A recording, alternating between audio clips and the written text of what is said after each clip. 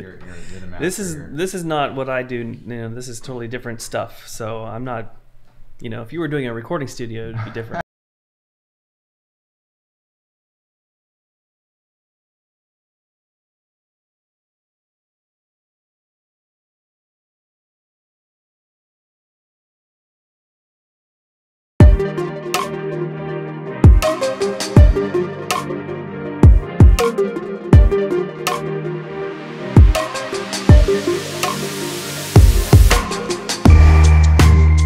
Almost like antiques and music boxes and things like that. You actually sample the sounds from those.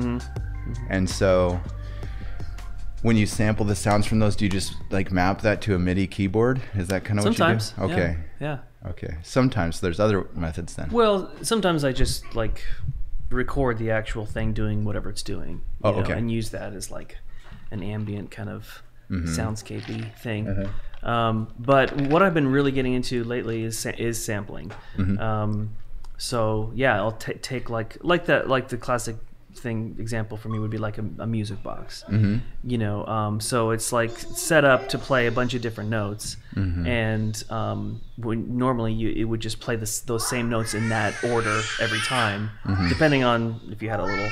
Mine has a little discs that you can put in, it'll play that song or whatever.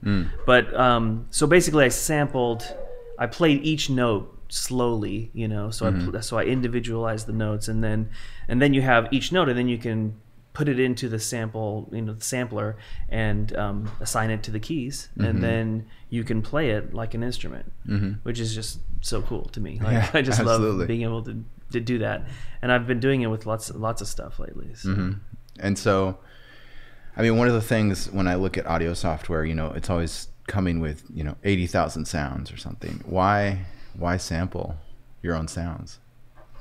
I feel like it's because it's one of the easiest ways to get something unique, you know, because every you buy a synth or an instrument or whatever, and you're getting the boxed thing that they're giving you, and sometimes you can tweak with it for sure, but like, you know, you're still only working within the parameters that they give you. But if you want a unique sound, or you know, I think it's just curiosity. You're like, I wonder what this would sound like if I recorded this, and then like put it into the thing. And so yeah, it's a pretty sweet way to like get something that's not very common, you know, sonically. So it's a lot of fun. Yeah, I noticed one of the interesting parts of that too was you were capturing like individual notes. It wasn't like multiple notes together. It was like each one you captured like that individual note. And I suppose you can almost auto tune some of those a little bit, right, to like capture the notes that you couldn't get. Are you thinking about something specifically? No. Oh, okay. Just I just saw, I mean, that you had a lot of control over the sounds you were making, and I was just curious to explore that. Yeah, I mean, typically you would get, you know, multiple notes of something, and samplers are pretty flexible. So if you only have a limited amount of notes, you can stretch those samples either way, up or down, so that you can get a wider range on whatever you're doing. Okay. So you could make have one sample and then stretch that, you know, all the way up and down the keyboard, but it's gonna sound like that one note, but just at different pitches. You know, it's gonna sound like the same exact thing. You know, but if you sample a lot of different notes, then it just makes the whole thing richer and more varied and fuller and dynamic and stuff, because you've got all these different samples playing with each other, you know. So like lately I've been doing things like, I'll be at the park, and you know, nowadays parks have like, sometimes they'll have these like xylophones or whatever like go in there for the kids to play on. Right. And so I'll go over there, and I mean, I have like a nice recorder, like a Zoom, you know, field recorder, like a handheld deal. Half the time I don't have it with me, so I just, you know, iPhone it, you know. Right. But like I'll just hit each note, and let it die out, and then hit the next note, let it die out. And you know, the last one I did was like, I don't know, it was like 20 notes or something like that. And then so I take that home, put it into the computer, edit out each note so that like I have one sample starting where that note, you know, hits and dies away, and then you do that with all the different notes. So you have all those different samples, and then like I said, you just plug those into the sampler and assign those notes to what notes they are, and you can tune them if you need to. I like not tuning them because it is more authentic feeling if you don't tune them, but within like if it's really bad, you should probably tune. Got to make some corrections. But yeah, you put it out there, and so like the fun thing about it's an environment like an outdoor park is that you have, with every note, you have whatever happened at that moment. So like, this last park xylophone that I did, like you play it and you hear like, you know, the note, and then you hear like this kid over here playing and you know, saying something to his mom or whatever, you know, or like a car going by, or like a siren in the background. It was like and so if you play them multiply, it sort of builds into this lush like ambience. Interesting. Which is great for a song, because you know, you play the instrument, and then when you're listening back, you're like, you're hearing that instrument, but then you're hearing this undertone of an environmental thing going on. Some ambience, which is fun. It reminds me a little bit of a thing that I remember on a very old TV show one time, and it was talking about, you know, 3D rendering the future, you know, and they were showing an airplane that they were 3D rendering, and one of the things they talked about was you know, a perfect airplane is going to look very fake. You have to add some decay, you have to add some discoloring, you have to add, you know, some environmental things. And it sounds like that's kind of a similar thing that you like to add to music, and almost I don't know, it almost seems like you've got such a good understanding of the electric and the analog atmospheres of music, and that you feel pretty versatile in kind of just injecting yourself in any one of those places where you're like, that's the tool I want, and you kind of just pull from, like, I feel like most people, like, either they're in the electronic space and they know how to pull from there, they're in the analog space, they know how to pull from there, but you strike me as someone that's like, you can kind of pull from anywhere and use whatever tool across this whole swath, and if it doesn't exist, you can make it too. Would that be a fair, like, characterization of kind of your music skill set? That's a fair assessment. I mean, because you draw from your musical, like, influences, and you know, I listen to, you know, stuff like the Beatles and stuff like that as much as anyone, but I also like listen to, like, early on when I was a kid, listen to the Pet Shop Boys, you know, so it was like that early influence of like electronic, like almost everything was electronic except for the voice, you know. So I had an appreciation for that stuff early on, and that's when, like, that stuff helps when you it kind of helps to vary your palette a bit, you know, because I think you can hear it when somebody's like you said, they're sort of like in one place all the time, like that's their wheelhouse and that's what they do, but it's fun to be able to have a wider background to kind of pull from, and also collaboration, you know, like, so about 10 years ago, a mate of mine who lives in England, but we were living in Texas, Austin, Texas at the time, and we made a record, and we called the band Quebec Antique, and it's kind of like an electronic-y, postal service-y kind of thing. Sure. But the reason that I think it worked really well was that he was really strong at the synth world, and beat programming and stuff like that. And just digital manipulation. He was really good at that stuff. And I was bringing to the table more like an organic flair, like pianos and guitars and ukuleles and accordions and xylophones and stuff like that.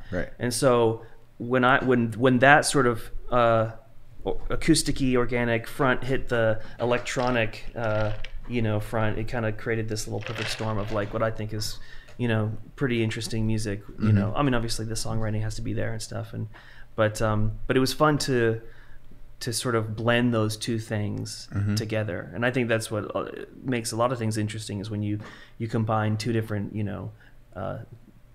seemingly polar opposite things, and see how they mix. Right. Yeah. That's a great way to approach just about anything. If you can pull from two sides, kind of bring them together and mix them in a way that still keeps the character of each of them. But they're definitely together, a little bit of an oil and water kind of thing, because you don't want that full-on mixture, because then you come out with something homogeneous that's you want a contrast all the same. to happen. You want a little flair, a little contrast. I'm curious from your experience, what if somebody was a new musician starting out, and whether they were analog or electric, what kind of tips would you give them? What do you think is the kind of thing that people need to hear these days as far as musicians go? Like if they're like, I want to develop, I want to make my music sound great, and if they really liked your music, what would you say? Like, here are some easy ways to get there, or some gotchas that you should watch out for. You mean like gear wise, or I don't know. Yeah, whatever comes to mind. Maybe it's gear, maybe it's I mean, there's no easy anything. Okay. like the only reason that I feel so comfortable like working in that arena is that I've been playing music since I was like 7. Okay. So, you have like whatever 30 some odd years of like sort of living in that world, and I discovered at that age, at like 7 years old, that like music was my like passion. And what was your first instrument? It was piano. Okay. I was like 7, and my folks dragged me to this old lady's like house for dinner. Some ladies at our church or whatever. Yeah. And I was like, okay, this is gonna be boring or whatever. But they had this little Casio, and I started playing with it, and it was just like, really? Fireworks going off in my head, because it was just like, oh, what is this? And I played with it for like an hour and a half or 2 hours or something like that. Okay. And so my folks were like, I guess we know we're getting him for Christmas. So that's cool. They got me the keyboard for Christmas, and it was just off to the races since then. Okay. So, but my point is, like, I've spent all that time like listening to music and being an appreciator of music, but also like learning instruments, teaching myself instruments, getting lessons, branching out, and getting better and better, being in bands, making records, and all of that stuff. And so you get old, like I am now, and you go, okay, and like now I have all this sort of experience and background. Sure.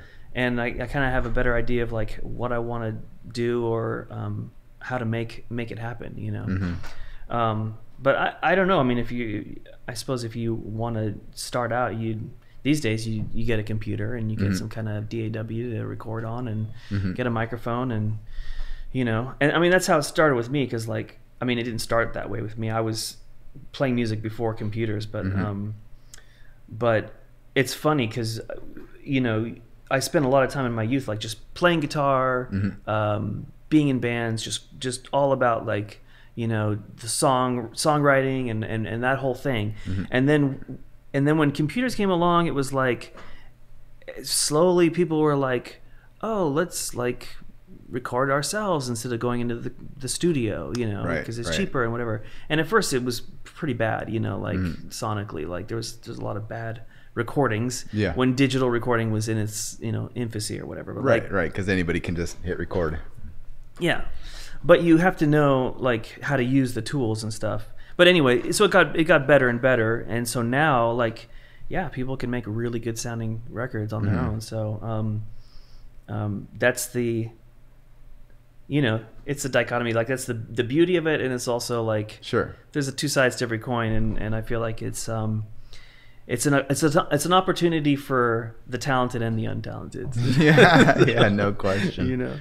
No question. Yeah, that's the same with any field. I see that in, for example, I do code, and you see that in code all the time. People doing people that kind of don't know anything, and they're putting code out there and saying this is the best way to do it. And it's like, oh, maybe it's not. Yeah. But what's interesting, at least in my field, is there are kind of subtle indicators that bring out the, you know, more professional side of things. I can assume that that's similar in music then, that there's kind of those subtle indicators you can look for. What do you think some of those indicators would be? Like, what would separate maybe a song that doesn't have legs and something that's professional? I mean, there's a lot of factors. Obviously, the song itself has to be like a good song, like however you can quantify good, you know. But like, it has to be a song that has something, you know, to it. There's a lot of songs that if you're not falling asleep, that's a good indicator, right? Yeah. If you're like nodding your head, that's a good thing. That's a good sign. But yeah, there's just kind of like you pretty much know right away, like when you've heard a song that's like that. I mean, like like you said, in any field, like there's the difference between the amateurs and the pros, and you know, I feel like I'm kind of, I don't know if I'm not recording in world-class studios every day with like top, you know, stars and stuff like that. Right. I'm sort of this sort of unknown, you know, person kind of, you know, but I'm sort of on the upper end of the amateur scale, you know, to where, I do know what I'm doing. I do have some skills, like on as far as the production side of things go. Like if something's not sounding right, I can usually pinpoint it and figure out, oh, this needs to be EQ'd, or there's too much bass, or you know, maybe we need to compress this a little bit, or whatever it is, you know.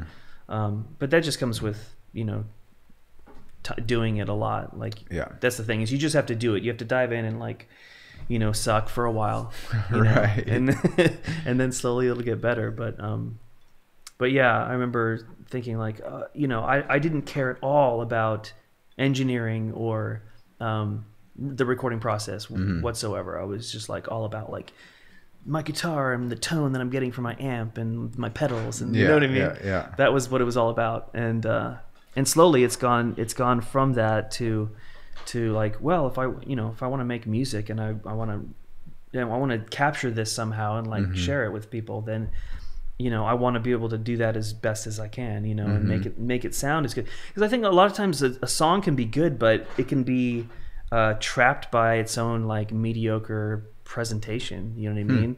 So if you don't know how to like record a song well, it could be a great song, but ultimately people will be like, yeah, okay, like it'll sort of land flat because it won't have like the life that it comes from being done well and like skillfully or whatever, you know. So that's a whole process of learning how to do that. It seems, in my assessment, that there is a almost kind of two sides to music production. One is I've got a sound in my head, I want to make that sound, and I make it. And it seems like the other side of it is a little bit of, I've got a sound in my head, I'm tossing some equipment at it, I'm throwing some gear at it, I'm pushing some things around. I got something that's, you know, 40% different than what I started out looking for, but I like it. You know. So would you, I mean, that it seems like there's when I would play around with some of that music stuff, for example, I felt like I would always be going for the, I've got it in my head, I want to put it on the screen. Yeah. But I would always go to the, like, I'm banging stuff around. What do you make of that? I mean, isn't it better to be able to, like, say this is the sound I've got and put it on, or do you think that the process of producing it is something that's meaningful? Or yeah, I mean, I think both things are valid, you know, like if you talk, especially talking about the old days a little bit, like it was just like the engineer's job to just capture, you know, the Beatles or the Stones or whatever it was in that space, making this music that they made together as a band. Because I mean, because you're also talking about they'd spent years on the road perfecting what they were doing. So that was about capturing what that band did. When clapping by the microphone was an actual thing. Yeah, exactly. But you know, when the studio came along that was actually that people could get their hands on, then I think you saw a switch in like approach, and there were just how like visual artists use different medium like paints or chalk or whatever. Like there's like the capturing of the band, but there's also this other thing where the studio kind of becomes the a big player in the end product. Okay. So, but yeah, I think it's all about like your approach. I think early on when I was learning my instrument, when I was really like studying the guitar and trying to become a master or whatever that means at that instrument, then it was really, the focus was on composing and like creating, you know, chord progressions that sounded a certain way and worked, and like the songwriting craft, you know, and that's, I mean, no matter what, that's important, but like that was really my focus. And I think as I've gotten older and more experienced, but also B, now that I have access to capturing my own ideas musically, there comes this other approach where you rely less on like the sort of static composition that you've created and now you're capturing, to a more like, I've got some ideas, let's put them down, and then like let's see what happens with them, you know. And like I said, I think both are valid and great. Like, but yeah, I think that's where I'm at now more. And actually, honestly, what'll end up happening is I'll be just kind of, you know, fooling around on the piano or the guitar with something. Something will catch my ear, and I'll go, okay, that's something. So I'll just like hit the voice recorder and do something, and then I'll forget about it for a while, and then like, I don't know, a month or two later, I'll just go through my voice memos and like listen to whatever ideas that were there. And you're the person who actually listens to their voice memos. Yeah, totally. I've got so many voice memos and nobody will ever hear them. Yeah, including myself. Well, because I mean, if it's voice, then it's something different altogether. But if it's music, then it's I'm like sort of I'm mining just impressed for that you go back through your stuff. That's well, that's if I didn't, characteristic. I wouldn't have anything to work with, because like my memory is pretty bad. You know, like, well, whose isn't when it comes to melodies? I mean, like da da da. Oh, I did it that way. No, da da da. Right, right. And they just jump out of your head so quickly. It's ephemeral, it just disappears. Yeah. So I'll go through them and be like, oh, what's funny is like by the time I go back and listen to them, I've forgotten that I even did that. Right. And it sounds like a new song to me. Right. And it sounds like somebody else made it almost. Yeah. I'm like, ooh, that's cool. And that's a fun part of it too, because you get to see it from both sides. Yeah. From the creator side and from the observer side. Yeah. And that's probably an important characteristic too, to make something that you want to walk back around the block and see it and say, I like that. So you liked it when you made it, right? And you liked it when you heard it. So that's it gives you a little bit of distance to kind of see it, you know. So that's kind of fun. Have you heard others that do that, or do you think that that's something you kind of came up with on your own? Oh, I'm sure other people do it. I mean, I don't know. I haven't talked to. I just was wondering if that was a technique you'd heard to try, or if it was just something from your experience that you could Well, I mean, I've heard of other bands talk about how they use the recorder on their phone to get ideas, right? Okay. And then later on they'll work them out. Yeah. So I think it's a fairly intuitive choice for a lot of musicians. Sure. It's just really convenient, you know. Back in the day, you had to have a separate recorder if you wanted to capture something, you know. But now you can just use your phone or whatever. I know phones have really made that quite easy. Yeah. But it's good too, because like I said, I have a poor memory. Like stuff just flies out of my head, and so I'll hear this thing that I did, and I'm like. And so I have to basically become my own cover band. I'm like, okay, what am I doing here? And I have to relearn the song that I made. You know, I'm like, what am I doing? You know, like I'm trying to figure it out. Right. And then I figure. So all your albums are covers, and all your albums are original. No, I'm just joking. It's covers of yourself. Yeah. That's fun. And so, when you go to make music, but you also make videos, and then you really do. Oftentimes this combination of the two, where you're making music and videos at the same time. Do you feel like those two mediums have anything in common, or would you say they're very separate? You know, it obviously in the electronics realm, there's some similarity with configurations and things, but it almost seems like your ability to produce them so quickly and, you know, so effectively with so many cut shots and this and that, it almost seems like there's a little bit of a harmony there between the video and the audio. Definitely, there is, and you know, I think the experience of like recording your own music and fooling around with it on a computer like that, I got really good at like editing, you know, my own tracks and stuff like that. Because a lot of times it just makes more sense to like, I'd play like a certain thing, do a few passes of it, and then I'd be like, oh, well, I nailed that first part over here, and then when I did it over here a second time, I nailed the second part. So I'm just gonna cut out the middle part, and I'm gonna combine the two, and it sounds like I played it all in one pass, you know, stuff like that. So you get good at like editing, and so then when I started dabbling with video, I was like, oh, the same skill set works here. Like video editing is just like audio editing, in the sense that you're like looking for those bits that work and that are good, and you're getting rid of all the crap that's the in between stuff, and then you're putting all that stuff together. You know, so it's a very similar skill set. You know, so I started doing that, and it pretty quickly became like, oh, this is a really cool way to another sort of branch on the creative tree, you know, to like create a song, but then also create some kind of video to go along with it.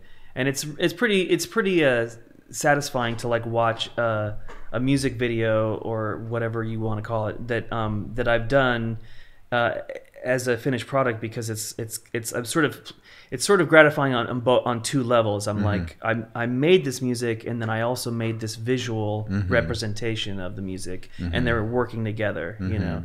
So it's kind of like a 1-2 punch, which is kind of fun. And what was your initial inspiration for doing something like that? I mean, you were obviously doing music before that, but then what was your kind of turning point that said, oh, I'm gonna start integrating video into this? And was Pi the first one, or was that later on down the path? Pi was actually the second video I uploaded to YouTube, I think. Nice. So that's pretty good for a second video. Yeah, yeah. What is it at now? Well, it looks like it's on a science channel of some kind too. New Scientist reposted it. Oh, okay. So, did they capture all your views? Did you like that? I think they just I don't know if they embedded it or they just reposted it on their thing. Okay. Yeah, because when I saw it, it was on the default one was like on their channel, and I was like, no, this is Michael's video. Yeah, yeah. And I was like, oh, but Michael's got them. You've got them like on your YouTube, linked to them somehow. Or something. Yeah. I mean, my thing is still on there, and it's like it's somewhere like 1.5 million or something like that. It's crazy, but it is. And that's a whole other story if you want to get into it. I do. Okay. That's the whole point of this. We got a lot of time. Yeah. Yeah. Tell me your story. So the Pi thing was kind of like, it just happened because I got this sort of random idea. Well, so the context is, when I was in bands, I was like, we were like prog rock. We were like, you know, all different kinds of time signatures and stuff like that. I don't know if you know like how much you know about that kind of music, but like, so if you think about bands like Rush or Yes or Fish, you know, Jam Bandy, but it's like math oriented. It's like, oh, okay. So most songs are like in 4/4, 1, 2, 3, 4, and then you had this sort of like in the 70s, prog rock became a thing, which is that PROG? Prog? Yeah, and progressive. Oh, progressive. Okay, short for progressive. Gotcha. And that was like this new movement of like, hey, let's make rock music, but it's going to be influenced by jazz and like classical and like, you know, and it was sort of like this step up in musicianship where it was like, oh, we're going to play in 7/8 time, you know, or 5/4, or like these different times that made the music sound a lot different than a normal like 4 to the floor like pop song would, you know. And just one quick insertion, that makes it pretty complex to play it too, right? Yeah. So the average musician can't even approach things like that because they know one way or something. Yeah, it's not usually beginners that do that. Okay. It's like you get into that as you get better at your instrument or whatever. So anyway, that was my sort of backdrop. Was kind of like, I was interested and like pleased at how music could change by just changing the time signature. Adding one measure to sort of like a chord progression really changes the feel and the groove of it.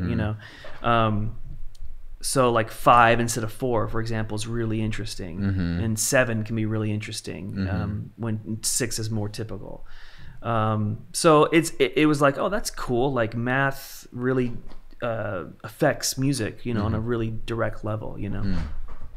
So anyway, that's the background. And then at one point, I was like, I wanted to start like. I think there was something in me that said, let's start looking for what do you call it? Like just unorthodox ways of like approaching like writing a song. So instead of just sitting down and going strum, yeah, that sounds good. Like what's a unique way to like inform the songwriting process? And so because I already had that math background, it just sort of popped into my head one day that was like, I wonder if there's a way to like, change, like the numbers of pi, for example, because it's this constant that just has all these streaming digits like going after it forever. So maybe that could be like the software that somehow informs the hardware of the song, and also I'd studied some music theory in college, my 1 year of community college, and so I learned about Western music theory, and it's all very mathematically based, and so basically like. If you look at a piano, like a major scale, that's like bum bum bum bum bum bum bum bum, right? It's just like 1, 2, 3, 4, 5, 6, 7, 8, right? It's just numbered, just naturally. And so I was like, maybe if I just take those numbers from pi and like, just assign C to be the 1, and then the rest of the numbers will be those different notes in the scale, and then I'll just see what it sounds like to play the numbers of pi, Right. And so that's kind of where it started, and then I basically did that for a bit. Now, this isn't like a really strict math exercise. It's mainly musical, but the math sort of informs it. So, but it's based on a major scale, so it's gonna sound, fairly pleasing to the ear, because that's what a major scale is. It's fairly, happy sounding and whatnot. Sure. so it's like the sounds you hear most of the time. Yeah, exactly. So anyway, I just I plugged in the melody. I think I limited it to like 32 digits or something like that. But I just came up with this, and I sort of added some phrasing too. But like basically the melody sort of made this little, or the numbers made this little melody, and so I kind of made that the theme of the composition, and then I had the numbers inform some of the chord progressions too. And then the rest was just musicality, just like putting a beat to it, adding instruments, playing the part faster on some instruments, stuff like that. And then I basically made this little video that was like, hey, guess what? Music is very mathematical, and if you assign the numbers to the notes, then you can it looks like this, and then hey, let's see what pi sounds like through this little this interpretation interpretation of this algorithm or whatever, right? And so that's and then the most famous, it's like what you learn in school, right? Pi 314. Sure. So I was like, that's the first one that popped in my head. Right. And then once I did that and got some attention, people were like, okay, do some other constants, and they were throwing out different mathematical stuff, and I got into this sort of weird math geek world where everybody was like, that's not really mathematical, it's not base 10, blah blah blah, and I'm like, dude, this is a musical. I'm just trying to combine a little bit of math and a little bit of music. No, the internet has a fantastic way of pulling folks who know a lot about very specific things. Yeah. And then who also have a critique to make. So You made the pie video, and then I'm assuming it was something like somebody posted it on Pi Day and you weren't aware of it, or how did it get popular? I posted it because I knew that there was a thing called Pi Day. Okay. And I was like, when I was making it, it was, when was it? It was like early in the year. And I got finished, I think, in February. And then I was like, oh, you know what? Pi Day is like coming up. That would work out really well for me to just post it on. I don't know if I posted it on Pi Day or like, actually, I think I posted it a bit before because I wanted it to try to get some traction or whatever. I was like, if I put it on there before, then by the time Pi Day hits, it'll maybe have some momentum or whatever.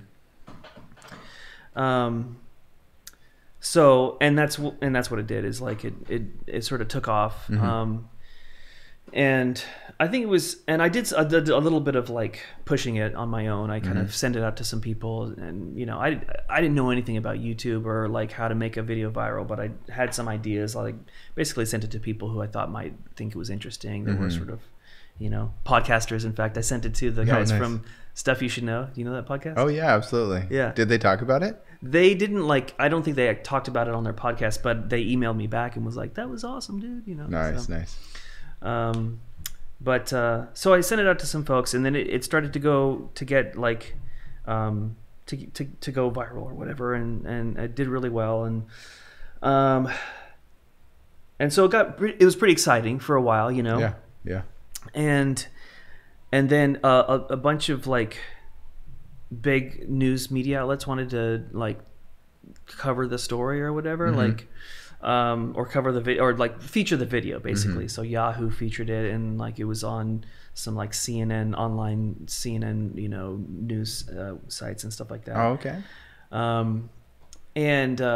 So it was doing really well, and then I got this email from this guy, and he had said he had composed a classical piece that was based on Pi as well. Oh, and I think I remember a little something about this. That he was like coming at you like, that's mine, or that's my idea. Yeah. He was a little bit miffed that that his thing hadn't gone viral. Okay. Which you know, in fairness, like, okay, he made a piece of music that was like, I don't know, 10 minutes long or something. It was a classical piece, and it was long. So there's no such thing as a 10-minute long viral classical music video. Like, I don't think ever, right? Yeah. You know? So he was like, his email was kind of intimating that like, hey, like, you know, I did this already. And in fact, I copyrighted this melody. Oh my.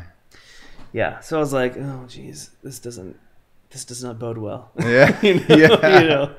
Pie in the face. Yeah, there you go.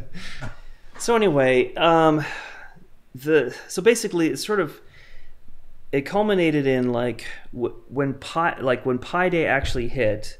By that time, I had gotten contacted by was it All Things Considered? Or it was the NPR like morning show or something like that. That sounds right. Yeah. And they had like done a little interview with me and made a little just segment about it. Like, hey, it's Pi Day today, and this, you know, musician from Portland, Oregon has done this little thing, and it's gone viral on the internet, and here's this cute little story about it, and blah blah blah. Right. So when that story hit the airwaves like that morning, it really like exploded, like, and so like we were refreshing the video, the thing, and it was like going up like thousands of hits every time. Right. So it was like, whoa, this is awesome. You know? Of course. And this is early days of YouTube too. Yeah. And early days for me, like I didn't know how it all worked, you know, but it was like really exciting. And so, and then this guy that had contacted me, he started trolling on the comments. Right. And sort of like talking. Oh, so his trolls are still out there. Sure. Yeah. Got to go back a few pages though. Yeah. For sure. Past all the people that are critiquing my mathematical skills. There you go. Yeah. Come on, man. Base 10. Yeah. Exactly. So anyway, he starts trolling me and everything, and you know, my wife and I are like, oh, this sucks, you know. That's fair. Yeah, they were like, he's like raining on the parade, you know. And so like just invite him over, have a beer, come on. Right, right. Well, and what had happened is that I had told him like, hey, listen, NPR is doing an interview with me. Maybe I'll have a chance to like mention your piece as well. Nice of you, yeah. But when the interview happened, you know, I'm getting interviewed by NPR. Yeah. I'm nervous. Yeah. They're kind of like running the show. Yeah. And I never, they're asking the questions. I never really had an opportunity. They didn't say, well, hey, freeform for a while and talk about Everything your experience. Is a closed door question. Yeah, it's just like, you know, and so when he heard the piece on NPR, he didn't hear himself being mentioned. Oh, okay. And so he got really angry and started trolling, and it was like, you know, just bad mouthing me and like blah blah blah blah. And again, I'm new to YouTube. I don't know how YouTube even works. I hadn't even spent that much time on YouTube as a viewer, let alone as a creator. Yeah. So I didn't understand like the thing that is YouTube comments. Mm-hmm. Oh, is it a thing? Okay. Yeah, like I haven't had firsthand experience yet. So well, it's just that. I mean, the bottom line is that it doesn't matter. Yeah. It's just people talking, right? Yeah. But in my mind, there was all this buildup, and here it was, this thing that I had made was fun. It was like getting some attention, you know, because you know, for years you slog away being in a band, trying to get signed, trying to get attention, trying to, you know, make something of yourself, get a career off the ground. Right. You know, and then when something happens, you're like over the moon. You're like, oh my God, it's happening! Ah! You know, right. I mean, looking back, of course, it was just the 15 minutes of like a little bit of notoriety or whatever, but it wasn't even anything tantamount to like a record deal or anything, but it was like something. So I was really excited, and I didn't want anything to go wrong, and I didn't understand that YouTube comments are just flotsam and jetsam, like who cares? Like just ignore it, you know? And he kept like, him and his wife and stuff were kept commenting and stuff, and I was like, what do we do? Like I felt like it was a problem that I needed to solve, you know. But how much content is there to cover? I mean, I made a classical song. Okay, like, that's not 10 comments worth. Yeah. So was it just personal attacks, or what was it? It was just he was just trolling. He was just like saying negative things about me and the piece and whatever, and you know, just doing that thing, you know. Sure. So I basically, well, what's unfortunate is I made the mistake of thinking, I know, I'll just like, what do you call it? Just like silence him, essentially. Like I'm not going to let him, like block the person. I blocked him. Okay, yeah. I blocked him from making any more comments. Oh, okay. This is pretty interesting. Yeah. So I blocked him from making any comments, and that apparently sent him over the edge.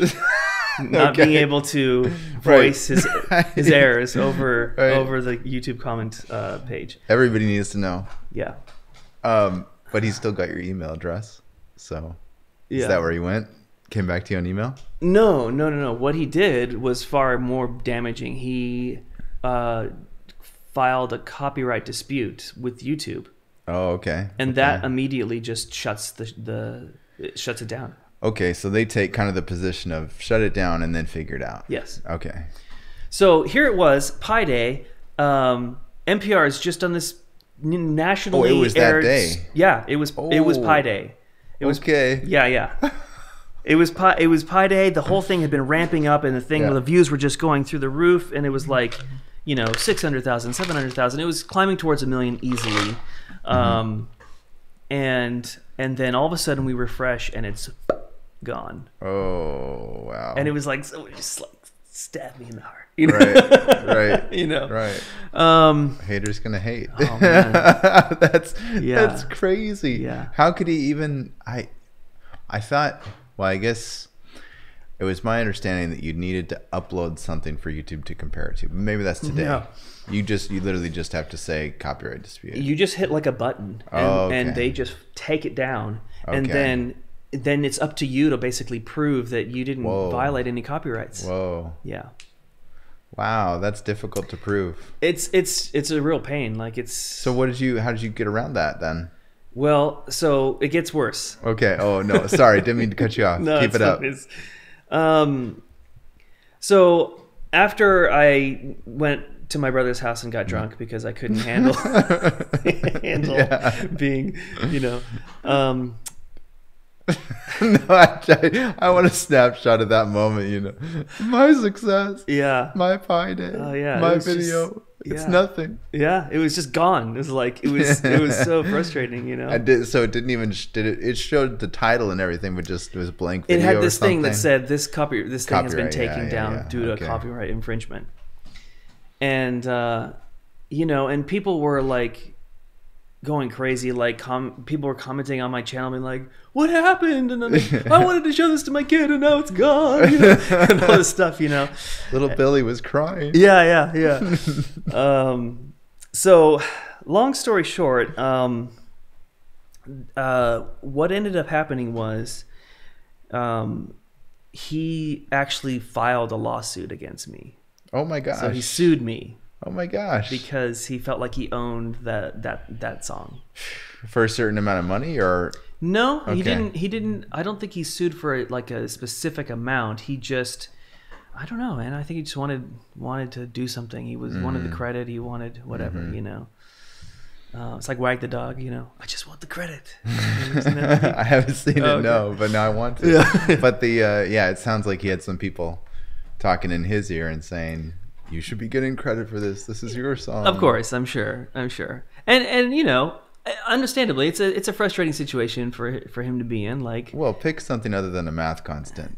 Well, we all get to share pie. This is the irony of the whole situation, was that like, when I was just writing songs out of my own head in the guitar, I was like, there was occasionally I'd have this thought in the back of my head, like, gosh, I hope I don't ever like unknowingly like copy someone else's music. Right. So much so that like, you know, they sue me or I get lambasted as like a plagiarism or something. You know what I mean? Right. Like, because as an artist, you want to be unique. You want to like feel like you have a voice, and it's like unique, and it's your voice. So there's this nagging fear that like you're not unique, you're an imposter, and like you just copied this unconsciously from somebody else, right? It's probably easy to do with all the people, and now you know every year is another year's worth of everybody's music sounding like somebody else and getting sued and all that stuff. So, and the funny thing about this was like I had this very clear thought in my head when I was making the Pie song was, well, I'm free and clear from that whole copyright thing, but because pi is just a number and it's like public domain, like sweet irony. Oh yeah, it was brutal. Yeah. So okay, so he filed the lawsuit. Yeah. So he got your address somehow, right? He sent it to you. Yeah, I mean, I think he filed it online, but like you know, you get that process started and you get a summons to your door, not a summons, but like a thing, you know.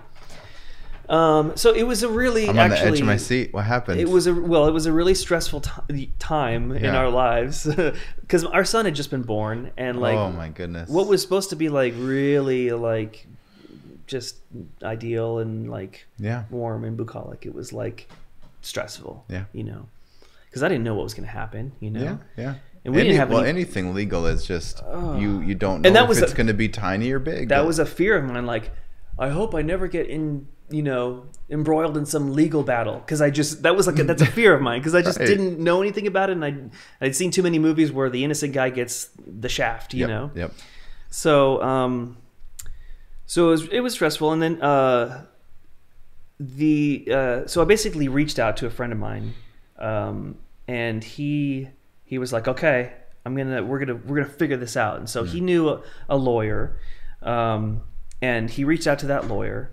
And the lawyer said, like, hey, listen, I think you definitely have, like, you're not at fault here. Like, you're in the right, basically. Like, he doesn't have a right to do this, you know. And then he basically got me in touch with I think it was like two or three steps where, like, you know, they bounced me around a couple friends within friends of like this sort of lawyer network, and it landed on this guy who reached out and said, hey, look, my friend told me about your thing, and I want to represent you pro bono. Whoa, interesting. So I basically hit the jackpot there. Like he was like, I'm just gonna help you out for free, you know. And did he mention why it was of interest? He thought it was an interesting case, because he was, you know, doing like intellectual property cases, and that was kind of his thing. I think he was represented like Nike and or maybe it was Microsoft. It was some big accounts or whatever. But the characteristics of this, having it being something that's kind of public and kind of private, it was interesting to him, and he felt confident that he could help me out. So, and thank God he did, because you know, throughout the year we went back and forth, and I gave him whatever he asked for, and answered questions and stuff like that, and basically he filed all the paperwork and everything. And it took a whole year for this whole process to go through. And meanwhile, we don't know what's going to happen. We didn't have any money at the time. Like I said, we just had our baby, and like we were on like I think 2 forms of like you know, what do you call it, like food stamps and stuff. Like we were pretty broke. And we were like, what if in the this midst means of a legal battle? What if this means we end up having to pay all like tens of thousands of dollars? You know? So anyway, now was it pretty active, or was it relatively inactive, just kind of like things dragged out and there were only maybe 10 responses back and forth, or was it something that was I don't remember exactly. There was some back and forth, and I met him at one point, and oh, you met him? Yeah. This is crazy. Well, I think he lives here in Portland, I'm pretty sure. And so I just can't believe that he would hold on to it for that long, that he would start that. Oh, a lawsuit? I mean you really got to like be about this song, especially because it's not like it was, you know, a #1 hit on the radio. You didn't get a record deal from it. It's like, that's the funny thing, is that like we're not talking about the Verve and the Stones here. Like this isn't like a #1 hit. Right. This is like so ignorant about like ads and revenue and that stuff that I didn't even take advantage of it when it was happening. Oh, okay, yeah. So just the idea that he was going to get a bunch of money out of me was just laughable, you know. So anyway, it was an interesting year, and you know, some people were following it. In fact, I got an email from the Colbert Show. No way. Yeah, the guy that sent me the email was like, I work for Stephen Colbert, and he's been following your case. He thinks it's interesting, and right. He'd like to have you on the show. Oh wow. With this other guy. Oh, wow. Yeah. No way. I'm thinking, what is this, Jerry Springer? Like, what are we gonna like duke it out or something? Comes around the corner.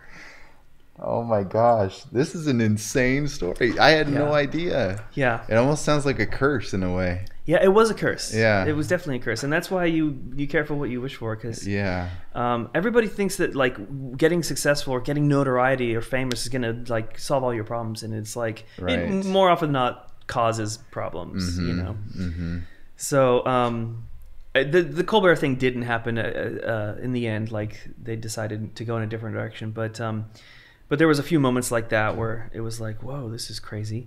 You know, podcasters were talking about it, and anyway, so a year later, on the next Pi Day, the judge who was on that case, dismissed it. So essentially, like, I won the case. Yeah, because he just said there's not enough evidence. Yeah, here. there's no case here. So, I mean, what would he even get if it wasn't a sum of money? It was that he would get the rights to the song, or he would just not be able to publish your song. Well, the thing is, like, as I understand it, if he had won the case, then he would have had the opportunity to sue for damages. So at that point, he could have put a number on it, some sort of like some sort of dollar amount, and been like, "You owe me this." Right. And because I won the case, you would have had to prove what the damages were. Well, no, I would have just had to pay it. Oh, I would have just been like, "Now I owe this money," because he won the case legally, and now he could, like, you know. That's crazy. It's a little insane.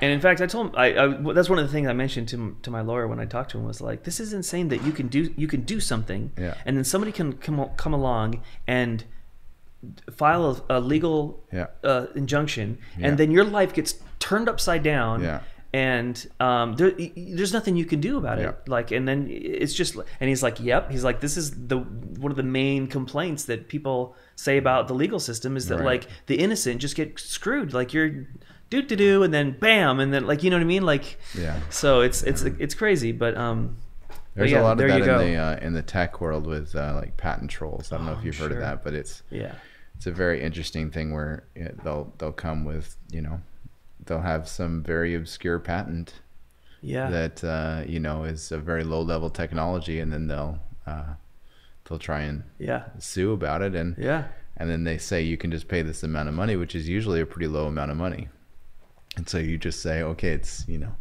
it's the better course to just make that payment, settle. That's a very interesting aspect.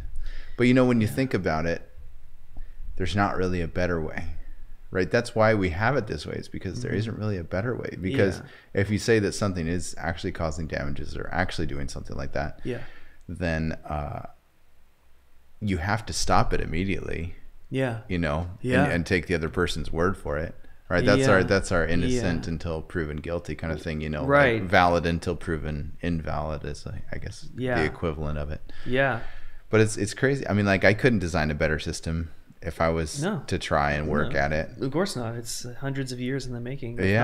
Thousands. I don't know exactly how. But you got to feel like there's maybe there's some limitations or some safeguards that could be put in place, or some boundaries where, you know, I think there's one of those things where they have like an abusive court or something where you know, you're bringing frivolous lawsuits, and at some point you can't continue to bring them. So there are some of those, but I really don't know this, and you don't know this either. So it's a great topic for us to discuss. Right. Yeah, pretty much. What if the courts worked like this? Knowing nothing about it. No, totally. Oh, that's great.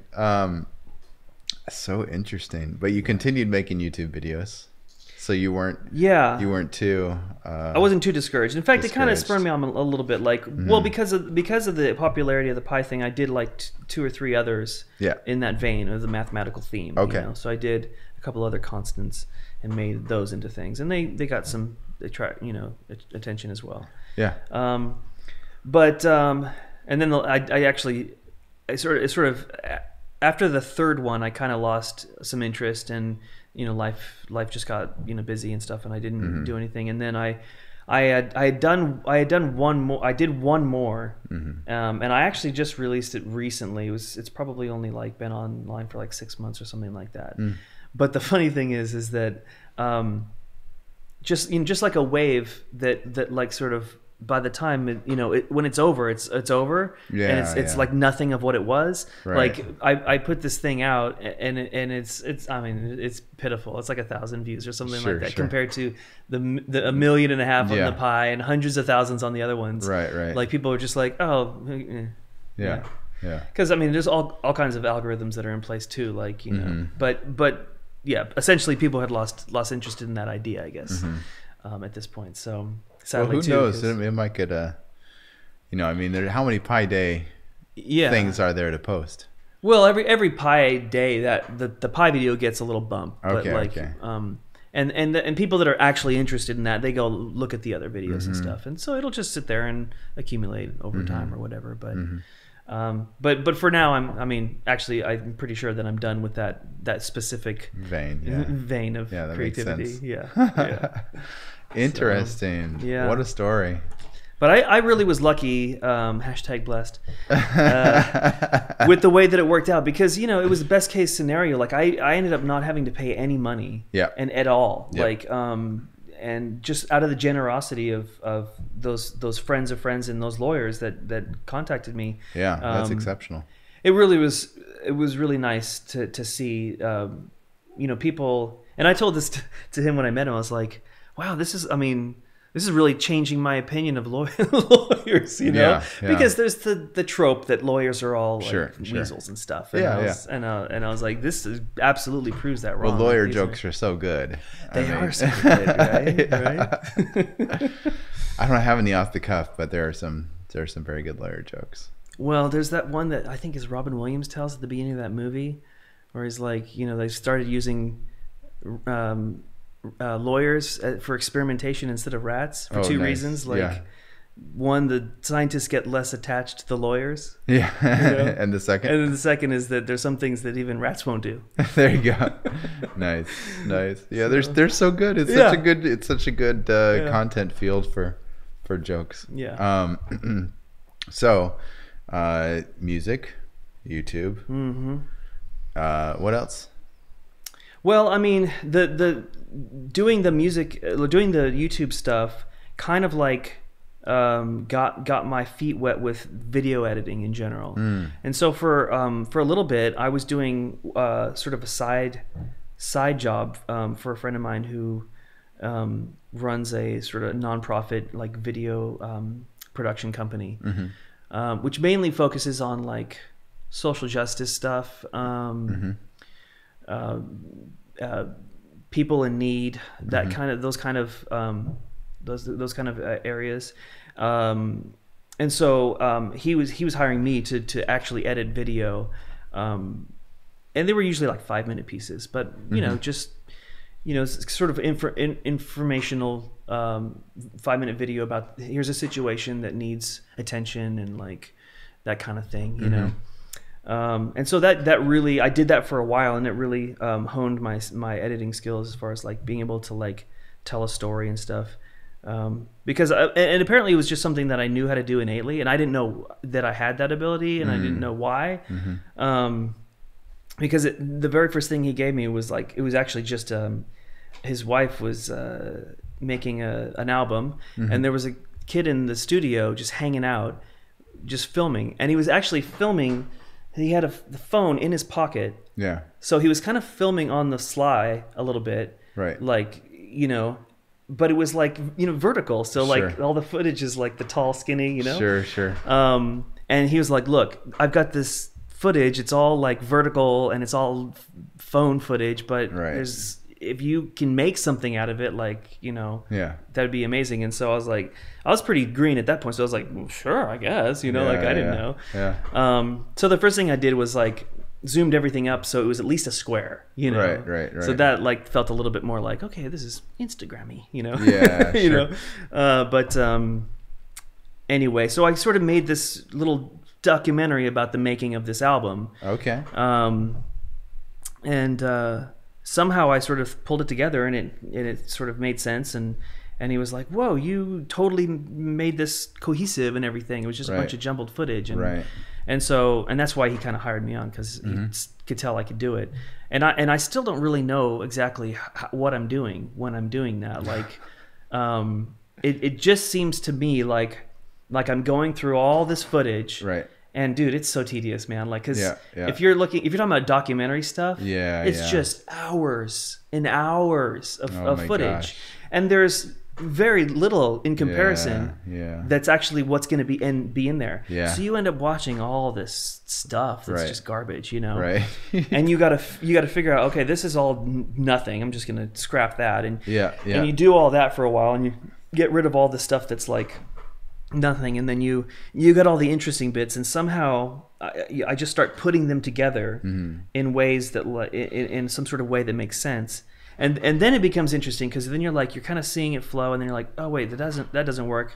I'm gonna put that over here next to that other part where he was talking about the same thing. You start sort of like connecting dots a little bit, and then it starts to take on a little bit shape and stuff, and then and by the time you're done, hopefully it's like a linear storyline that people can follow and stuff, and that sort of makes sense.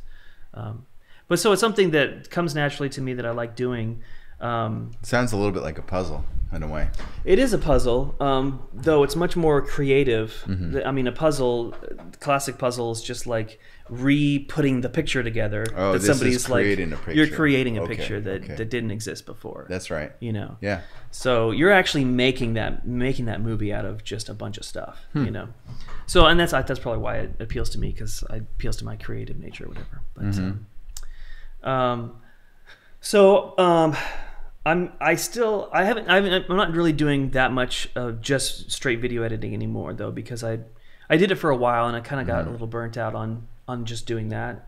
Well, because what happens is you if you're doing that, then like you're not doing anything else, and like life is busy, and I only have so many hours of like expendable time that I can do something on besides everything else that takes my attention.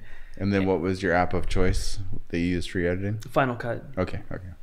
And that's they call that prosumer. You know, it's like it's not what Hollywood uses, right? But it's what like a lot of people use who are in that sort of higher amateur level. You know? Along with Premiere and stuff. But Final Cut just seems like it's real intuitive. It's all drag and drop stuff. You know. There are some limitations that I don't like about it, but other than that, it's fine. You know. But you know, I was finding that I wasn't doing any music at all because I was being a film editor, and I was like, I can't do that anymore because I'm like the musician part of me is just like drying up, you know. So now I'm back to focusing on music, but now that I have the video skills, I'll often combine those two things. Hence like the YouTube channel and stuff like that. But even that, it's like I'm finding more and more that it's like hard to stay focused. It's hard to stay dedicated on being productive. With anything, I'm sure, like, you know, you'll find with this podcast, it's like it's an endeavor and it's hard work, and like anything that's worth doing. But you know, there's part of me that's like I would love to be putting out a video every week, you know. And as it is, it's like once a month maybe. Right. You know what I mean? Right. Just because life, you know, I have a kid. Well, you've got so much back end to do on all of your videos. I mean, like there is so much work.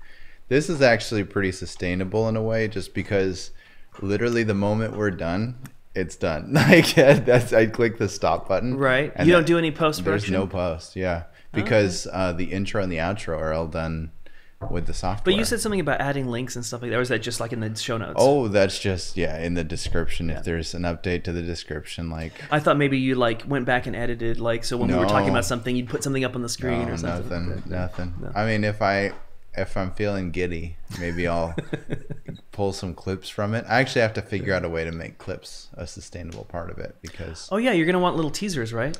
Well, it's more so that there's the full interview playlist, and then there's the clips playlist. And so on the clips playlist, it's meant to be like topical, right? So it could be anywhere from 5 to 40 minutes. You know, usually it's going to be about 5 to 10 minutes or something of a certain topic with a quick intro and outro.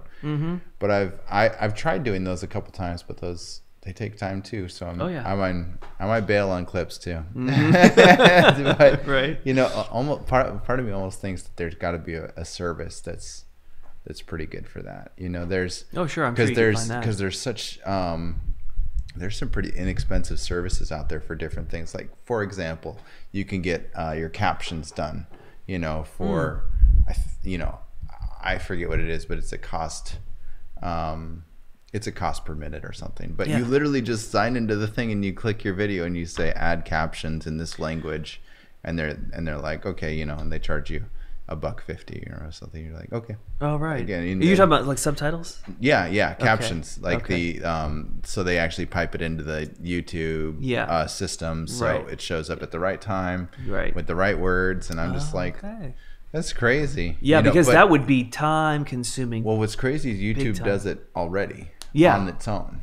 Okay. Yeah, they automate all the closed captions. That's right. I heard that. So and it actually does an excellent job, and obviously it's getting better every day because they're just working on their internal systems. But it's pretty exceptional. Also, what's nice about it is that when they do the closed captioning, the it shows its certainty of words by how white it is. So words that are a little bit more grayed out, it's like, I think it's this word, but then the bright words is most of the words. Oh, interesting. And they're very certain about those. And so I heard people using that to get like transcription notes of like a meeting or whatever. They would just put it through that, and it just automatically do it. It's excellent. I actually used to use that as an old school hack. But what's nice now is that it makes all of that content searchable, and so it's kind of fun for these long form interviews. I don't know, what their algorithms are doing on their end, but yeah, obviously there's a lot of content, so obviously it'll show up for a few things. But my main thing is I just love closed captioning especially because I love, supporting a wider audience, and I can't imagine not being able to hear. So at least, if you can't hear, you can read it. And my wife and I actually, all media that we watch it with closed captionings. Oh yeah. Whether it's TV or video or whatever, like we love closed captions because there's sometimes when it's like, you can't quite hear it, but you can still read it. And also like, I've just found it much more fun to watch media when you can see the words, because if they said something quickly and you didn't catch it, like it sucks to rewind. Right. But I found closed if it's caption, right there, you just or read also it. you can like, if you have to like turn down the volume pretty low, for whatever reason, or if there's a lot of background noise that's temporary, you can keep on, cruising. But I've also just, I don't know, it's a nice feature, and I just love how prevalent closed captioning is getting across mediums, and there's just such good support for it. Yeah, no, that's great. It's very native. It's natively supported in a lot of ways. Yeah. It's not like everybody has to reinvent the wheel. Right. Yeah, no, that's good. If everybody had to put as much work into it as like a lyric video or something, that would be insane. Where you're like, title this sentence, put it here. So it's nice. The only issue is that sometimes shows will do their own closed captioning. That it will go over, it'll overlay, or there's credits and it'll overlay. Oh, okay. But usually they're pretty good about that, and they'll put it on the top. Yeah. This is all the things you never wanted to know about closed captioning. I know. No. I didn't know what this topic was going to come up. I wasn't prepared for this. That's so good. Well, because when my wife and I are watching TV, if something happens and all of a sudden it pops up, the closed captioning, we're like immediately enraged. Yeah. Where is the remote? Why is it doing that? A lot of people don't like closed captioning, and it's not an uncommon place to come from, because you're interrupting the picture, you're interrupting my perfect picture. Yeah. But we're like the complete opposite. If we're like watching something, we're like, they're talking, but I don't see what they're saying. We're like, get those closed captions on. Yeah. And sometimes they just don't have them. Yeah. Yeah. Well, and I also think that would help for sometimes the dialect is hard to understand to American ears. Like, some films, like, have you ever seen the movie that it's called Witch? You know what? I don't watch too many movies. Oh, okay. Yeah, so probably every movie you're going to ask me about, I haven't seen. Okay. Yeah. I like TV shows more. You don't like films as much? Netflix, Hulu, TV shows, that kind of thing. Yeah. Okay. Series.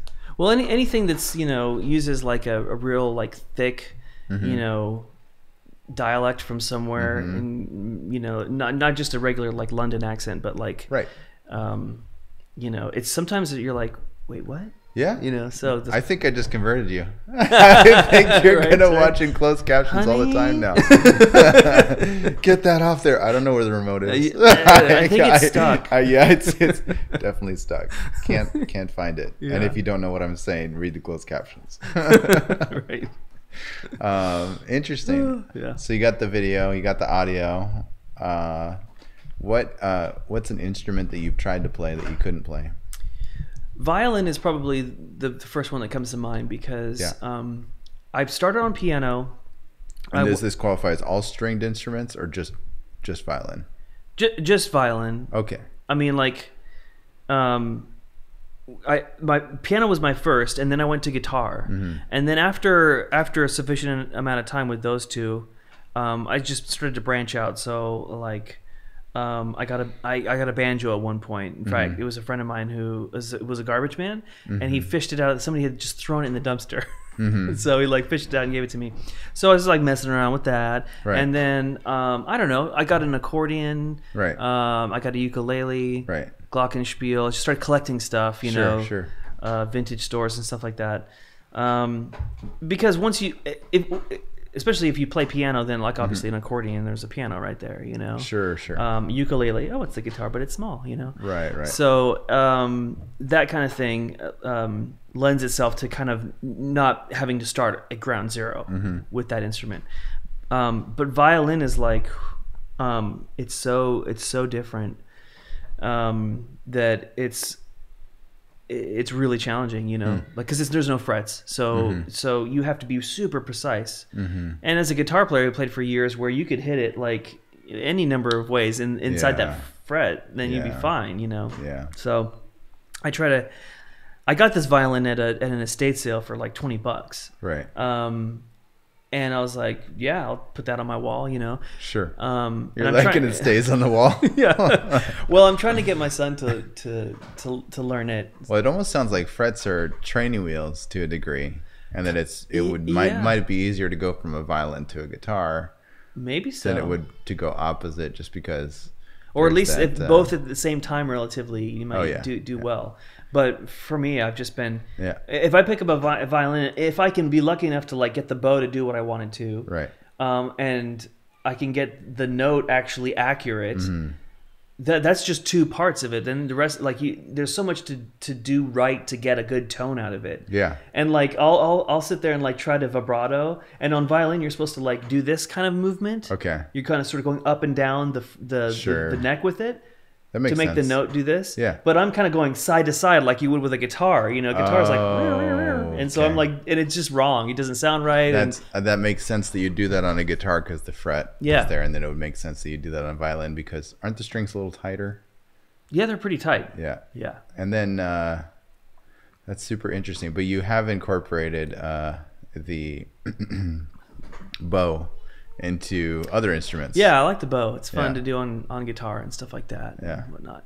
And I'll try to what I will allow myself to do is like if there's like a melody that I want to have on there and I kind of want it to be a string part on a song or whatever, a lot of times I'll use like maybe like a sampled violin or like a mellotron, and then sometimes I'll what's a mellotron? Oh, okay, so a mellotron is like Strawberry Fields, like that flute sound. That's a mellotron. So they basically recorded a flute playing all the different notes, kind of like what I was saying with the sampling. Right. It was basically the first sampler. They recorded all the notes, and then they were, and it was like tape. It was analog tape, like flowing on all these different tape machines for every note. Whoa! It was insane. That's crazy. Yeah, but they sounded really cool. Like, and that's why they were so big in that day. Is that an analog instrument then? Oh, completely. Okay. I mean, it was like 60s when they came out. So that's like almost like a multi-tape recorder that you can play. Yeah, basically. That's exactly what it is. Like I'm tape player. I mean, like you just kind of play a tape player. Yep. Play many tape players. Play multiple tape players. Okay. Disguised as an instrument. Yeah. Okay. Have you ever played with that one, the in the air? You know the one I'm talking about? You're like, yeah. What is that called? Dude, I'm gonna forget because you asked me. It's called Ghost Sound. No, it's really old too. Like it's a. I know. It's like it's crazy that's an old instrument. I feel like you could roll that out today as a Kickstarter, and nobody would know that it's an old thing. Like a laser instrument. Yeah, Whoa. yeah. This is insane. Yeah. What is it called? No, just joking. I've been trying to think of it. I'm gonna kick myself. It's I'm very tempted to Google it, but we're not gonna go tech. Okay.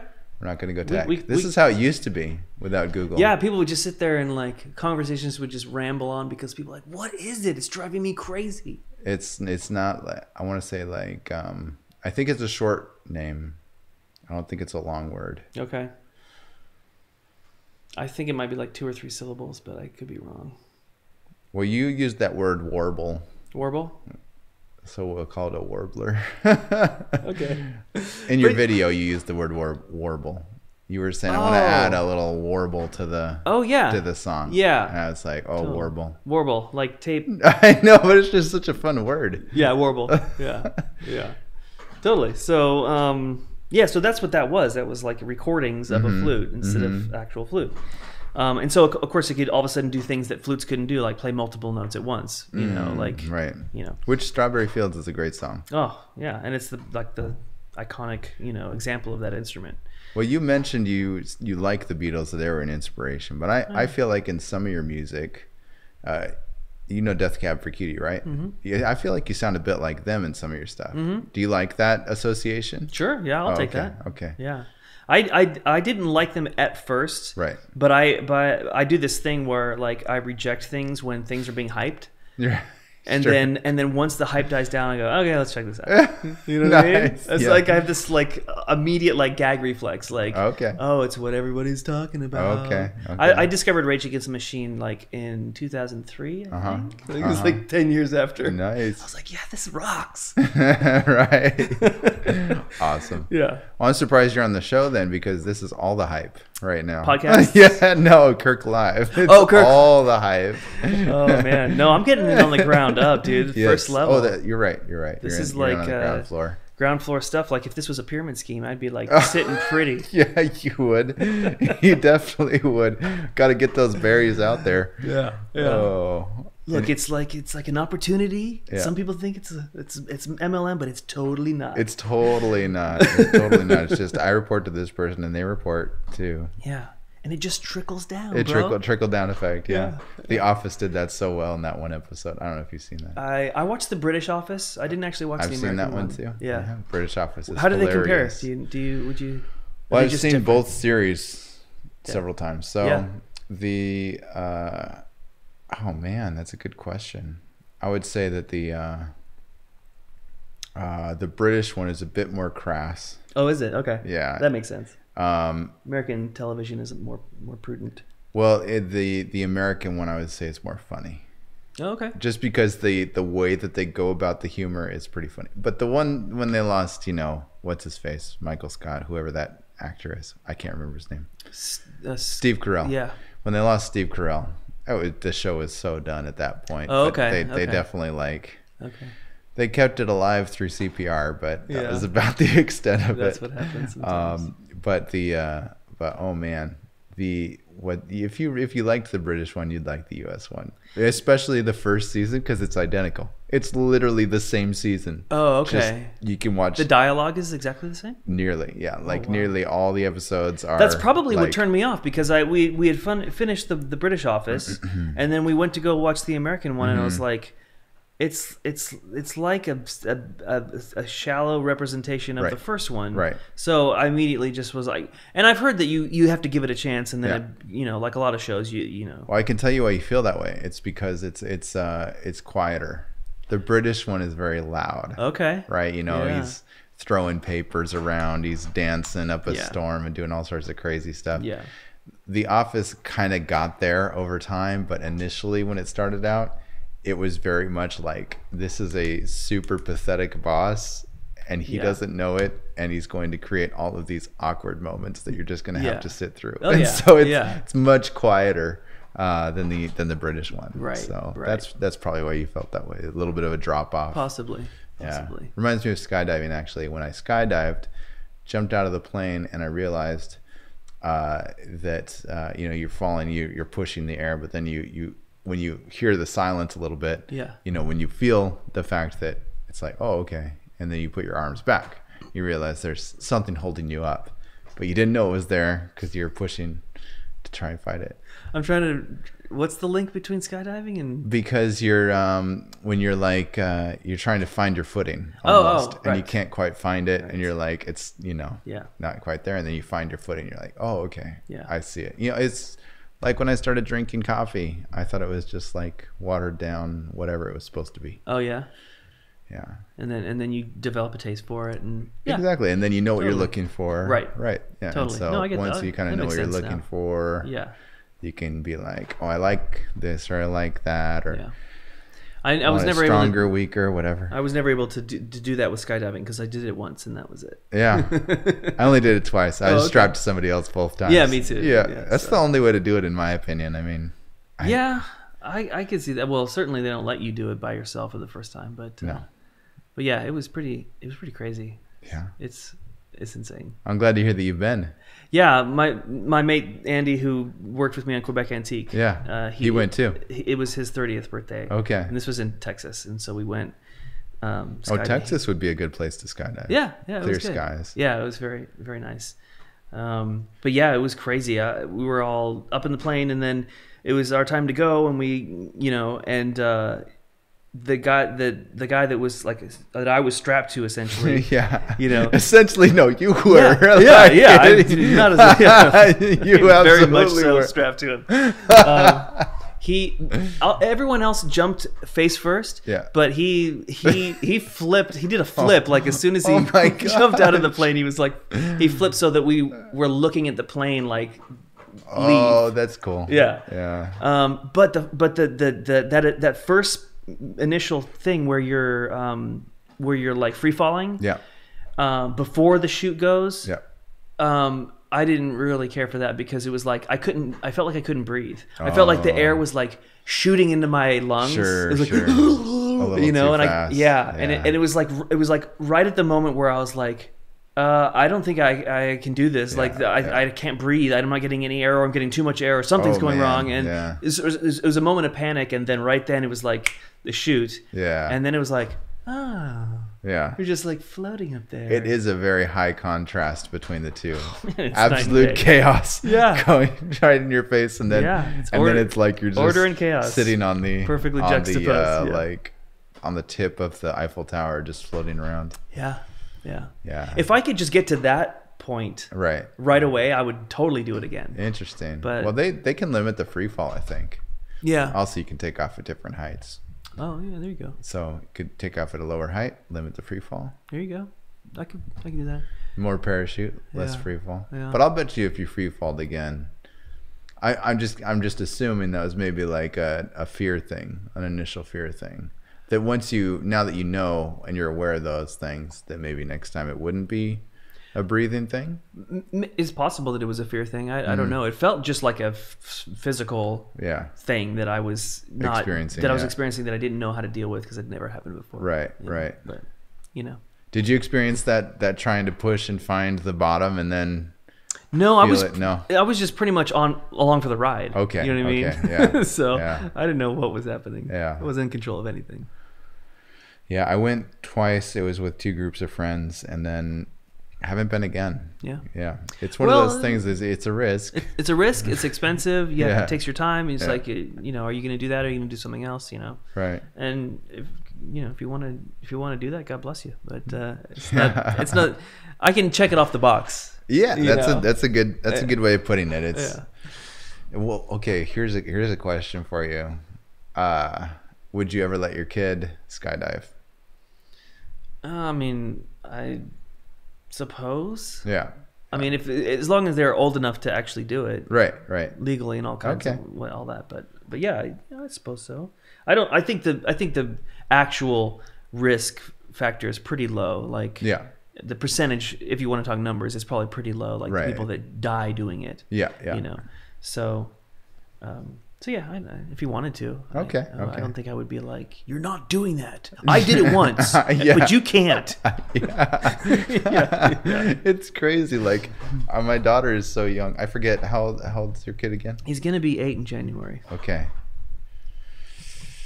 Yeah. So our daughter is so young. I haven't even approached those points of like she wants to do something that I'm apprehensive about. Mm-hmm. I don't know. I don't know how I'm gonna get there. To be like, you can do that. Yeah, you can go skydive.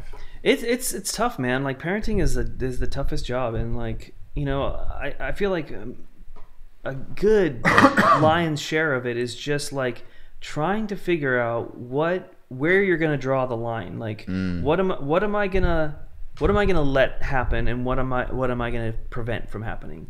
And it's all based in like we're trying to rear this child in a positive way, and you want to do everything right, and you want to make the right choices when it comes to like giving him the right amount of freedom versus the wrong, or like all that stuff. There's a million little things that happen every day that you have to figure out: am I stepping in or am I not? And it becomes really interesting when you have two parents who have different styles. Like my wife is much more like runs a tight ship. And I'm like, our artistic temperament guy. So, gotcha. So, we balance each other out, but it does create a little bit of a dynamic sometimes where she doesn't want to let him do something that I am kind of like, like So it's just one of those things that, and you have to navigate that, every time. So it can be exhausting because it happens all the time, know, and so.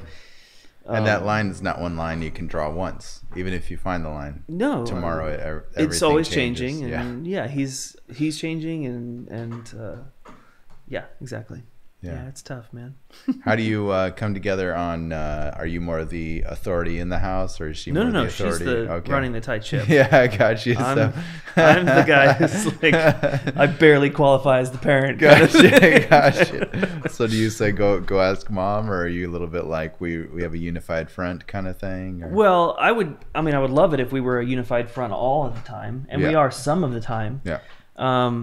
I don't know that he's learned that particular trick of the trade. Mom said it's okay. Yeah. Or dad said it's okay.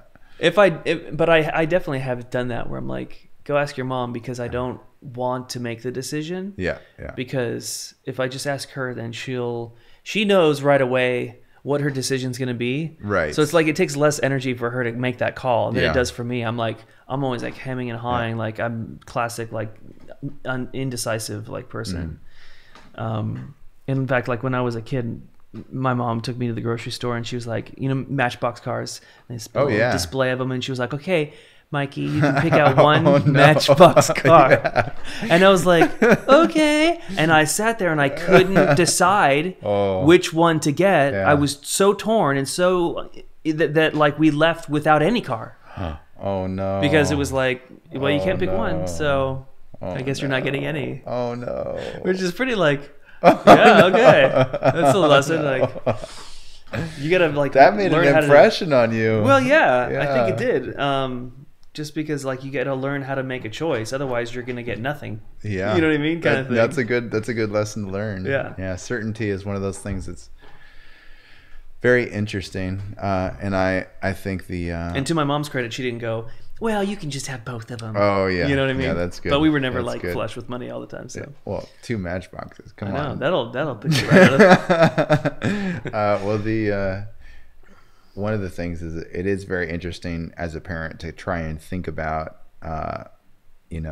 where you have differences between the two of you.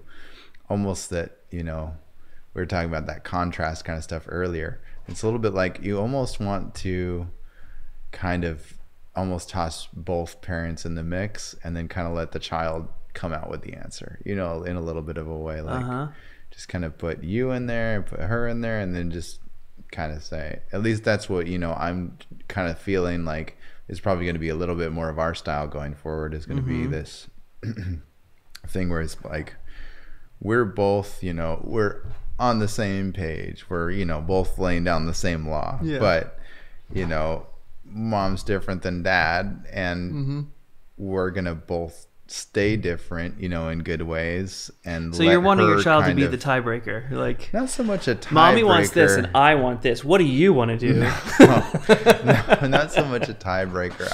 I would think of it more as like we're both coming to the same conclusion via different paths. Oh, okay. And you should learn both of those paths, and then you're going to figure out kind of sort of your path over time. So kind of that whole thing of kind of like, in other words, not robots. Like we don't all need to be saying the same thing and doing the same thing telling her that she needs to think one way. Yeah. More like exposing her to many thoughts. Yeah. Kind of saying, here are your boundaries, and then seeing who she is. Like I'm really excited to meet her as she grows up. Yeah. Extremely excited. Yeah. I can't wait till we can have a legitimate conversation. Yeah. What's that been like, going from I don't know you and I changed your diapers to now we're having conversations? I mean it's so much fun. I mean it's certainly balanced out. The hard work is balanced with the reward of it. It's amazing to watch a human being, grow up, and that you're like, it's, wonderful and terrifying at the same time that you're like in charge of like, keeping that person safe and like, putting good ideas in their head and stuff like that. But there's a lot you can't do, obviously. A person is a person, and you're just trying to like, But yeah, it's really rewarding, any parent knows that, you know. Right. But yeah, but it's fun to see them get smarter and like just get more and more capable and stuff like that, you know. It's pretty cool. It's pretty cool. And then one of your recent songs, you were mentioning it was the Follow the Song, this first episode here. Yeah. It was the one you were talking about. I think you said it was for your wife or something. And so it was like, am I good enough? Or what was it? I'm probably butchering it, but it was something along those lines. Well, the main line. The main line. Are these all the ways that break your heart? Okay, that's what it was. Yeah, and so I just recognized that you were being very vulnerable about that approach, and like I think even in the video you were talking about like any husband knows what this is like. And so I was just curious what your thoughts were on like sharing about vulnerability, about that kind of stuff in marriage kind of things. What insights and wisdom you had there. Oh man, I don't know if I have a lot of wisdom.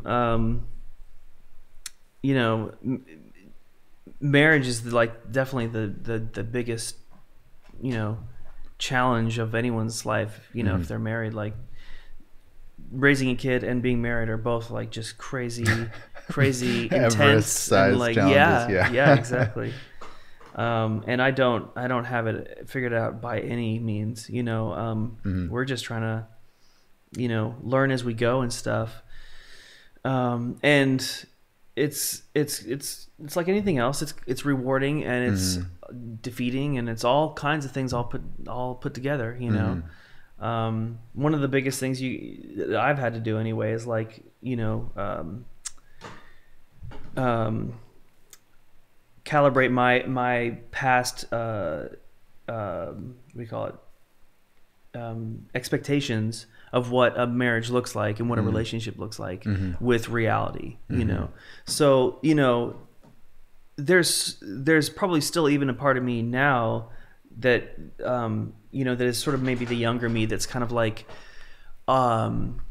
has this sort of idealized version of what a relationship is. And so when things get bad, like that particular part of you gets louder. I always think of that scene in the was it the third Matrix where he goes into the room and there's all the TV screens. Have you seen Okay. Oh, you don't watch movies. No, I've seen Matrix, but I completely checked out on the sequels. Okay. Well, there's one scene where he basically, I think he meets the maker of the Matrix. I think that's at the end of the first one. Is it the first one? I think that's the end of the first one. I think you might be wrong on that one. Really? But regardless, whatever one it is, it's one of the Matrix movies. You want to fight about it? No. No, yeah, you're right. With the room with the TVs. Yeah. That's not the first one? It doesn't matter. It really doesn't matter. The point is, he goes in and I think he's meeting the guy that created the Matrix or whatever. Yeah. And he goes in and like every thought that he's having and every reaction he's having in his mind is projected on those different screens. Yeah. And and it's such a brilliant like exposition of the metaphor because that's how it is. Like you have all these different like reactions to things, and then so going back to my point where like when things go bad, that the one screen of me with that younger mindset, that idealized mindset, that gets louder. Yeah. Where it's like it shouldn't be this way. Like you have this. I think it's a combination of like movies and songs and like all these artistic representations of what like perfect love looks like, and they get embedded in fairy tales from the very beginning. Of that thing, and then you kind of think, well, that's what it's going to be like if you find the right person. That's what it's going to look like, you know. And so when it doesn't look like that, you immediately like, well, that's it. We're not right for each other, or or like, what's wrong with us, or like, all that stuff. Yeah. And then the older you get, the more people you talk to, the other married folks you talk to, you realize everybody's in that same boat. Like, and maybe there's some outliers. Sure. I think I've heard one or two stories of people that like, they just like are ahead of the curve somehow. They Sure. just their particular temperaments are just ideal for each other, Sure. and it's rare that they get into fights or whatever, or just whatever their thing is, that they've got a smooth sail or something. But for the vast majority of couples, it's real life where we're like petty with each other and snippy and blah blah blah blah, and that's just the way it is. And in a way, it's kind of way it's supposed to be, because you have to be able to be completely honest and completely yourself with someone in the world, because that's the person that fully knows you. It's an interesting way to look at it, right? Like you have this sort of like mask with everybody else, like the public and your friends even, where like, hey, how's it going, man? Great. You know, like everything's pretty varying degrees of good and fine and great, right? Sure. And you don't like to necessarily get too much deeper than that in a lot of ways. But the person you come home to, you have to be able to like let it all out and like be real and like whatnot. Now, unfortunately, that can lead to you giving into that sort of like lowest common denominator a bit too much, because you're like, I'm free to be myself in this space because this is my space or our space or whatever. Right. And then you can get into a bad habit of just being petty with each other all the time, being your worst self. Right. And so I think the challenge is to be like, be real and be your full self with that person, but also don't just be your worst self. You know. So therein lies the challenge and the rub, I think, a little bit. Yeah, I guess what really struck me though was just your approach to vulnerability and all of that. You know, the vulnerability is a big thing that comes up these days. Yeah. And it was just surprising to see like your willingness to be that vulnerable. Where do you think that kind of came from, or why do you think you were willing to be that vulnerable? Is that just kind of a characteristic that's been a part of you for a long time, or something you kind of learned at some point? No, I don't necessarily think it comes natural to me. It definitely wasn't super easy to be honest like that. It's not something I do normally. It's probably the only video that I have on there that's like that is like that. So with that particular video that you're talking about, Follow the Song, it's like I had this idea of like, oh, maybe I could make this, you know, continuing series where like you know, there's a song, but you see the process of the song being written, and you see all the stuff that goes into it, because everybody loves, you know, the director's commentary and the behind the scenes and everything. People want to see the story behind the story of things, and so I was like, okay, well maybe that's an important thing that people want to see. So like I'm gonna create a song, but the viewer's gonna see the little steps along the way. And so part of that was like talking about the lyrics, and that particular song was a song to my wife, and where I was being very like honest and about my own, you know, deficiencies or perceived deficiencies, or, you know, whatever. As a husband, like I said, as most husbands probably go through it, you know, to varying degrees. So I had to talk honestly about what the lyric was and where it came from. Otherwise, it would probably just sound disingenuous or whatever. So yeah, I think that's probably where that came from. But you know, that particular one that you're talking about is also that had the most. There was the most work was involved in making that video. Probably almost out of anything I've done, because you have to write the song, but you also have to like film the process, and then you have to recreate some things, because not every moment is captured, and then you have to put it all together in this sort of like narrative that sort of flows, and it's just really like a lot. It's a lot of work. I mean, you're creating a TV show essentially. Yeah. You know, but all by yourself. Right. Well, you're creating the content and doing the documentary for it. Right. Yeah. You're like doing voiceover, and you're like editing, and you're color correcting, and and you're performing, and you know, setting up cameras and setting up equipment and all. It was just insane. And then on top of that, I made actually 3 different versions of that video. Wow. The one you saw is the last one. I made one, and then I took it to my wife and I was like, "What do you think of this?" And she was like, "Okay, this is good, but this part needs to change, and then this part needs to change." And I was like, "Okay, that makes sense." So I did that, and then there was one more like sort of round of changes after that, and so by the time the third one, I was done with the third one, I mean, I had made like, you know, 3 episodes of this thing, you know. And so it was a lot of work, and I actually haven't done a second one since then. But that also has to do with like the amount of work that went into it, and it's like sometimes it's just overwhelming thinking about doing another one.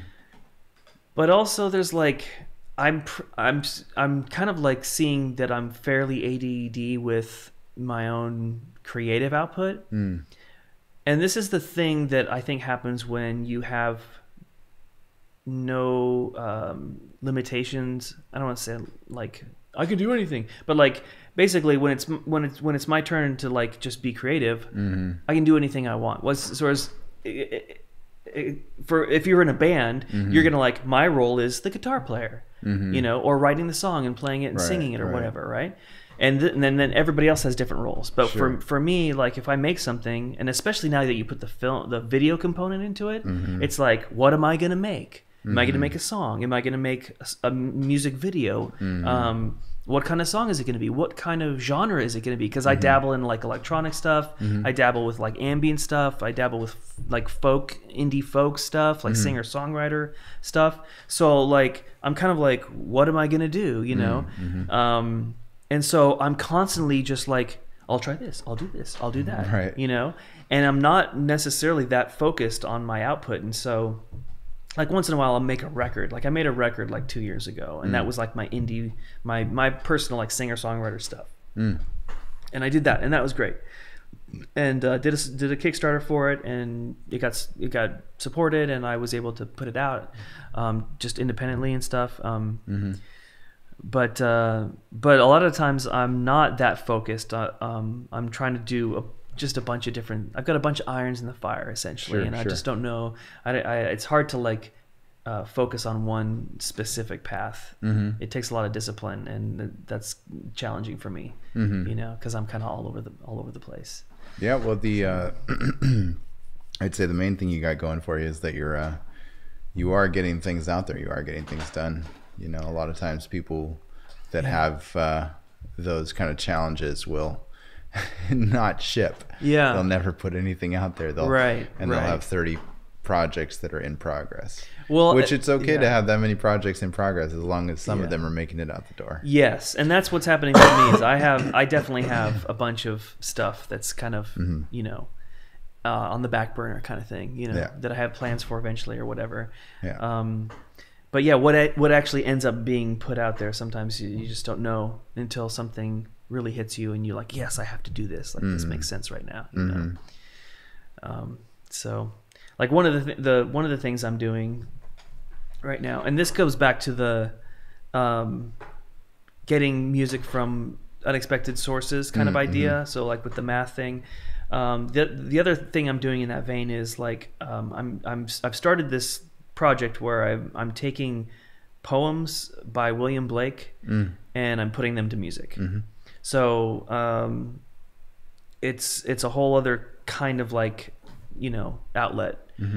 It's interesting to me because normally I'm like writing a song and I have to write lyrics for it.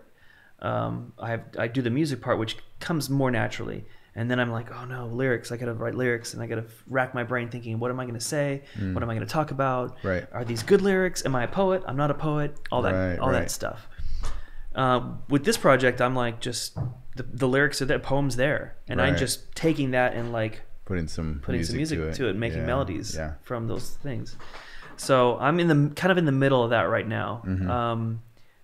I've done like 4. Well, I've actually written all the ones that I'm going to do I want to make a record of it. like an entire record, like 10 songs, I think, of like 10 of his different poems set to music. But even then, man, it's like, but like I started the project like maybe a year ago or more, and I've done like 4, and like by the time like, and it seems like every one is like a different style almost. Oh no. You know? Yeah. So I'm like, oh, like I'm gonna get done with this, and it's gonna be like it's gonna be a record, but it's gonna be completely incohesive because it's not gonna be the same. Right. I might have to like get done with it and then figure out a way to like combine them or like pick a style and do them all in that style or something. Remaster to that. I mean, well, these days you can work with stems and things like that, right? Yeah, definitely. Yeah. You know, and that's a whole other thing is like mixing. Yeah. Like being your own engineer, you know, it's like that's tough. You know, but like I said, it's if you don't want to pay someone else to do it, you do it yourself. You got to learn it. Yeah. Yeah. So interesting. Yeah. Well, it's been great having you out. And really fun to dive into all those different avenues and learn more about your process. Yeah, man. I'm glad you found the place and we made it happen. Thanks for having me. Yeah, definitely appreciate it. Yeah, man. Cheers. Good times.